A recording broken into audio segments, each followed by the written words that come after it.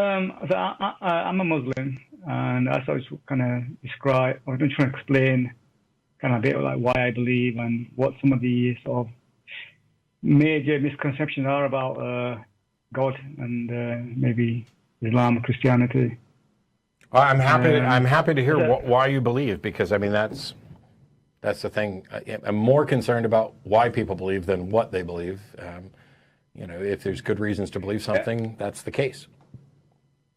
Yeah, I agree. I started off as an idol worshipper.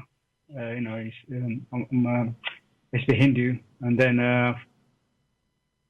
for a while I was an atheist. I did, you know, I couldn't see the evidence for God, and you know, it was a bit confused for me. And then I came across the Quran and started reading that, and I was you know, convinced by that, and I've been sort of like reading the Quran for the past sort of 10, 12 years, and it kind of you know, it all makes sense now to me, in that, you know, whatever kind of God has revealed in His revelations that is given to what we call prophets, it all makes sense, and you know, I'm confused because I'm no longer. Nothing in this so far explains why you believe it. You're just telling us that you read the Quran and now it all makes sense. Yeah, what was it in the Quran that you really found convincing that you hadn't read in other books? The first thing was that it was quite simple. There was only one God, and the religion was quite simple. You know, you worship God, you do good. You know. Well, you live a good life, and then I can understand how, coming from Hinduism, you perhaps found the idea that there was only one God more appealing. But the question is, why do you think there's one God and not none? Because I mean, it probably question. Yeah, I question that. Because, you know, how come there's, you know, there could be more than one God, and maybe this the God of Islam, yeah, is just another God, and that, you know, other people are just worshiping. But then when I thought, I say it took me quite a long time to figure it out, but it comes down, for me, it came down to what the definition of God is. And for me, the definition of God is a being, yeah, who's created absolutely everything. Okay, you know, so reality, what reason do you have to believe that there is in fact a being who created everything? Well, just my existence, and we read the Quran, how God sort of tells us, you know, about our reality, about the world, the physical world.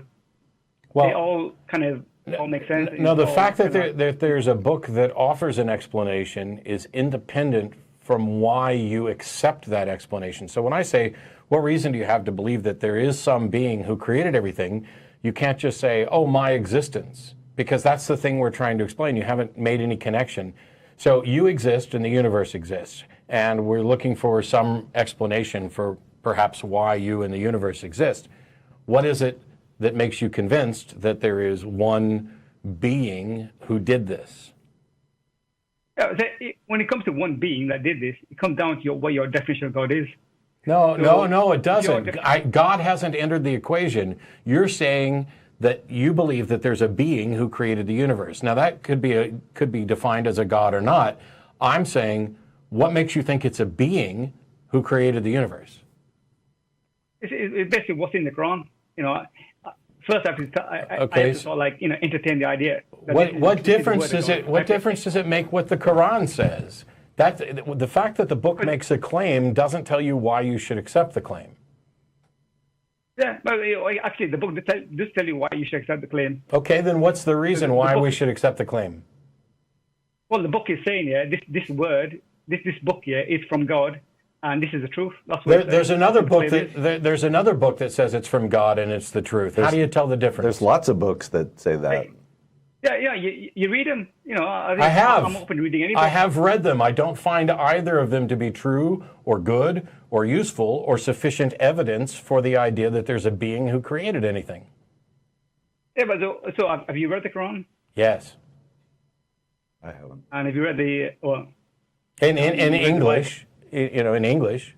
Yeah. Yeah, it's fine. Yeah, I mean, when I say I've read quite a lot, and it clearly defines who God is, and it says, this book is from God, yeah, and I don't. Why should I care? Because I don't care what the book says. If I could write a book that defines God and says it's true, but that doesn't mean it is true, and it doesn't mean we have a good reason. So I keep asking, what reason do we have to believe that everything was created by a being? Yeah, I'm saying the things they described in the Quran, yeah, about our reality, about the physical world, it all makes sense. It all seems true. Well, it's not all true, but even if it were all true, that doesn't mean that its explanation that a God did it is true. The fact that let's say I list 10 things and 9 of them are true. Does that tell you whether or not the 10th one is true? No, I don't. You got to look at each claim. I'm sorry? You got to look at each thing, yeah? Right, you got to look at each claim. So if you point to the Quran and you say, hey, this seems like a reasonable explanation for this or that, what is the reasonable explanation that should make anyone convinced that a being created everything? Yeah, like I said, when I look at my reality, what feelings I have, what experiences I have, what the physical world is like, basically what my reality is like. Yeah, it all makes sense when you read the Quran. Yeah, and you understand the idea of God in the Quran. Do you care whether or not what you believe is true? Of course I do. Okay. Then wouldn't that mean that you would make use of the methods that are most reliable at getting to truth? Yeah. Okay. So what is your method for getting to the truth about whether or not there's a God? Well, I say the first thing is, for me, yeah, what the definition of God is, it should be clear. I mean, if I look at the definition of God, yeah, which the Quran, yeah, is the creator of absolutely everything. Okay. What is the method? What is the method? If you define God as the creator of everything, what is the method by which you determine that there is in fact a God who created everything? What's the method? The method, the Quran makes a claim that there's certain things like the creation of life. God says only He can do that. How do you know that God says that? I say the Quran says that, but how do you know that that's what God says? I don't know. I just have to assume this is first. I have to assume this is so your method for getting to the truth is to assume that the Quran is true. That's right. Yeah. Yeah, that's not a method for finding the truth. Because I can assume that the Bible is true, I could assume that the Quran is true, I could assume that Harry Potter is true. Assuming that it's true demonstrates that you don't actually care about whether or not it's true. No, I'm saying you have to start off with an assumption, yeah. No, you don't have to start with an assumption. That's called poisoning the well. That's how you're beginning with some sort of conclusion about this and trying to find the thing that fits your conclusion the best. No, sorry. What I'm saying, okay, I'm reading the Quran, yeah. I'm looking at each claim, and claim by claim, yeah. If everything has so far turned out to be true. So what? I can make 9 claims, and they turn out to be true. Does that mean the 10th claim is true? That's fine. But if you don't get to say I found something true here, therefore the claim that there is a God who made everything is also true. That is fallacious. Yeah, no. What I'm trying to say is like you look at all the claims and. On top of all the claims, yeah, what way sure. Also it says Sam, one of the claims is that there's a God. How did you determine that claim is true? Well, I can never. It tells me to look at my reality, and based on that, I believe there is a God. But if I look at my reality, yeah, there's processes going on. We're getting nowhere, Sam, because Sam, you just keep telling us what you believe. You refuse or cannot give an explanation for why you believe it. Well, you said it made sense, but that's really vague. Like, what is it about the Quran that makes sense? Whereas, because Christianity also says there's one God who created everything, and Hinduism. It's the same God. It's the same God. How did you determine that? Because in the Quran it says so. Okay. How did you determine that it's actually true? I can never determine. I can only go by what the Quran says. I can. No. To say I can only go by the Quran says is simply wrong, because I don't have to go by what the Quran says. I can go by what methods lead to truth, and then I can say I don't know whether or not there's a being who created anything. The problem is when it comes to God, you can't go by whatever method you have, because that's what you're doing. That's what you're doing. When it comes to God, you are going by whatever method feels best to you. Yeah, but I'm using my reasoning and my rationality. No, you're rational. You are definitely rationalizing, but that doesn't mean that you are being rational or exercising reason, which is why I've asked probably 10, 15 times why you believe X, and you keep telling me what you believe, or that the Quran says so. And then when I ask why we should believe the Quran, you say because the Quran. No, I'm saying because so far, when the Quran describes about our, physical reality, it's turned out to be true. So I'm trying to say the certain claims that the Quran makes, and it's turned out to be true. Yeah. If there was something in there that was false, I'd say, okay, well, this is God can't make a mistake. So, well, my day with God is a perfect being. So if God made a mistake, then it can't be revelation. So how do you know that God's a perfect being? Because when you understand the concept of God, then God can only be a perfect being. Says who? God says himself. In the Quran. I mean, you see, I'm trying to say is that you have to go through a process where you sort of understand the definition of God. Yeah. So first of all, there are many different definitions for God. There are many different. True. Yeah. So there's not a definition for God, but your definition of God means that God's perfect. And when we asked you why you come to that, you don't give us an explanation. What makes you think that God is perfect? Because he says so. How do you know what God says? Because I believe that the Quran is a revelation of God. Why do you believe the Quran is the revelation of God? Because it says so. Goodbye. It makes sense. I can't go in circles anymore. I am a prophet from God. I just said so. Therefore, you need to believe it. Right?